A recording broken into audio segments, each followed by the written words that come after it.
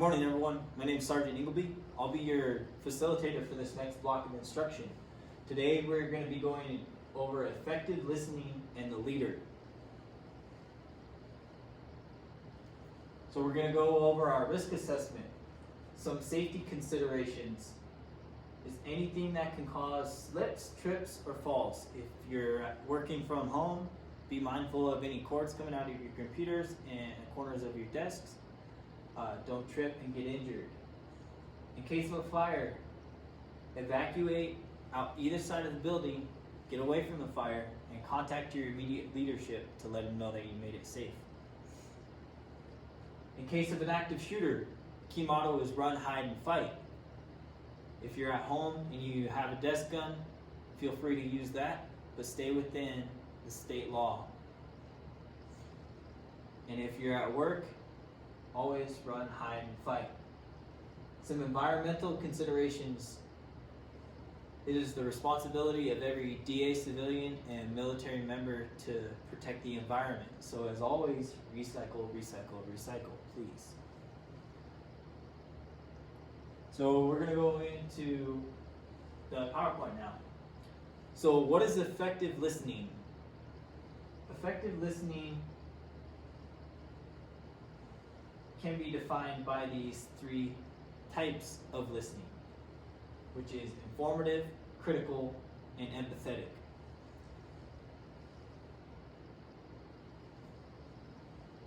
What is leadership? So according to Field Manual 6-22, the definition of leadership is defined as the process of influencing people by providing purpose, direction, and motivation to accomplish the mission and improve the organization. This is what the Field Manual describes leadership as. So this also goes hand in hand with effective listening and leadership. So why is effective listening important? Effective listening skills are used by leaders to gain perspective from their subordinates and listen to their soldiers to build a foundation of trust. And officers who do this are more effective in leading their teams than those who do not. So it's not just officers, but also NCOs. They're more effective in leading their team if they approach effective listening this way and they apply it to leadership. So the first one is informative listening. Informative listening is when a leader listens intently to a brief being given.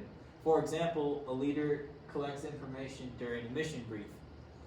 The leader then passes that information down to his subordinates so they can know what's going on. This is where it's key to have good communication. If you have good communication skills, your whole team will know what is going on at that time, or what the mission is, and what needs to be accomplished.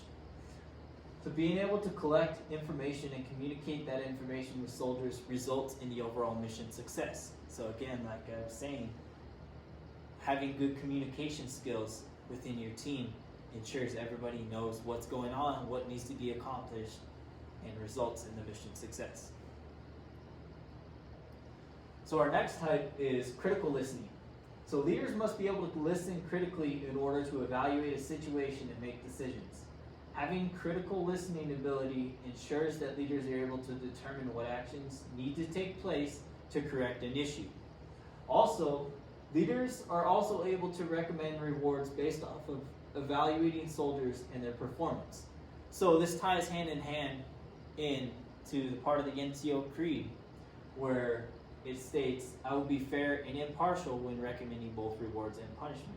So you need to have the critical listening ability to be able to ensure you know which direction to take. When a soldier messes up and they get into trouble, you need to be able to listen critically to the situation and what happened to be able to determine what the best course of action is to take for that situation. So our third type of effective listening is empathetic listening. So this type of listening is important in being able to understand and help others. Having empathy makes better leaders. Soldiers should be able to look to their leaders for guidance and direction.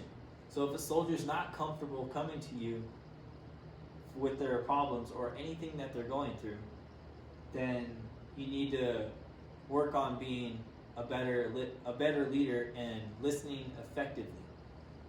So having that empathy trait, it helps ensure that soldiers can come to you with anything going on. If they need help with the situation, if they need guidance with anything, they'll come to you because they trust you and they know that you're not just feeling sorry for them.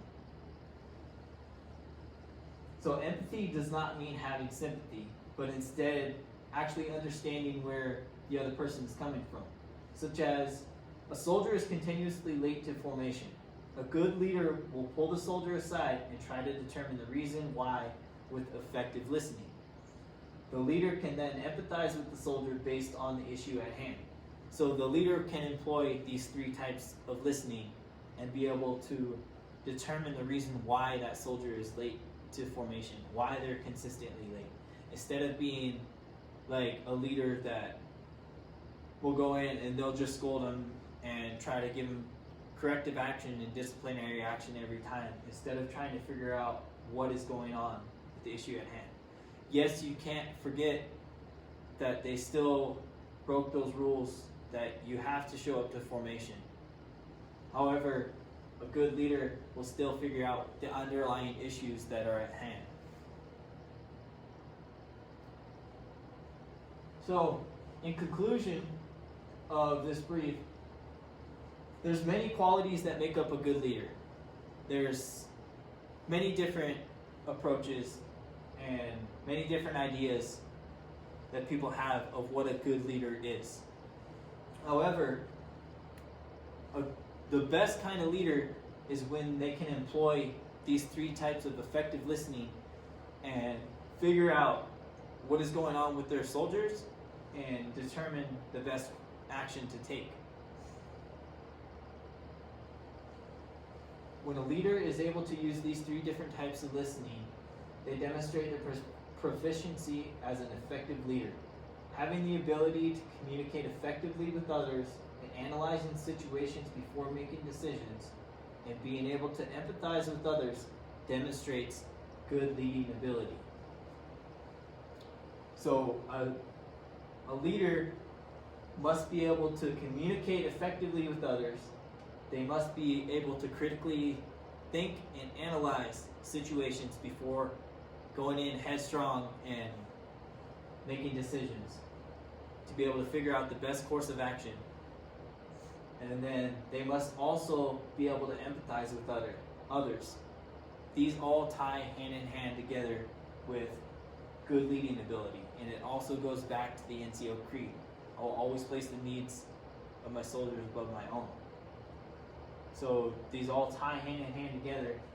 And if you employ these methods of listening, you will be a good, effective leader. So, do I have any questions? No? So now I'm going to go into my AAR.